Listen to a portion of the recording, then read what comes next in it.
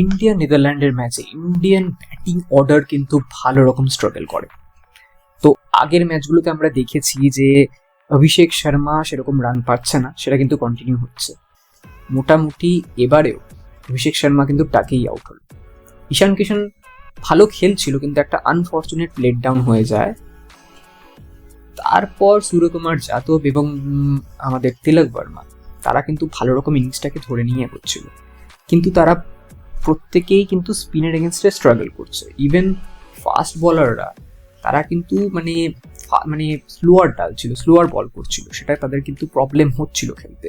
আমরা সেটা দেখতেই পাচ্ছিলাম, টাইমিং হচ্ছিল না, নালে মারতে পারছিল না, নালে একদম কি বলে প্লেয়ারের হাতে বল মারছিল, এই জিনিসগুলো কিন্তু হচ্ছিল।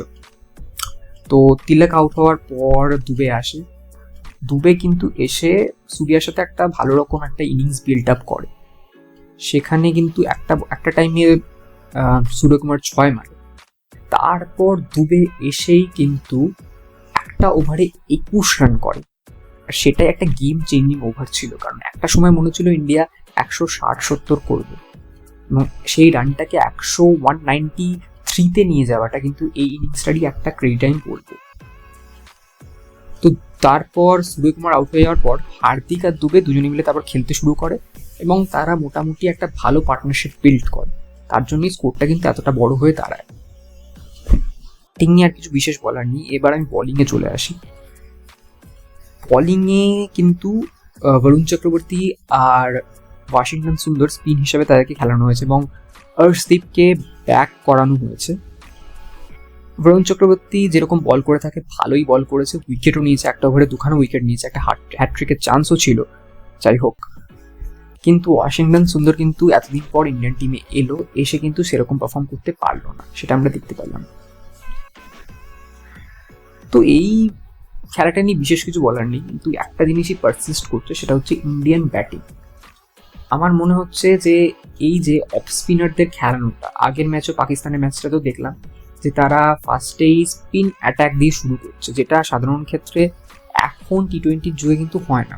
প্রথমে ফাস্ট বলাররা বোলিং করে। তো দুটো লেফট হ্যান্ডেড ব্যাটসম্যান খেলার জন্য কি এই জিনিসটা হচ্ছে, আর তারা কিন্তু এটাতে সাকসেসফুল হচ্ছে। আগের দিন কিন্তু পাকিস্তানও সাকসেসফুল হয়েছিল অভিষেককে আউট করতে, আজকে নেদারল্যান্ডও তাই হলো।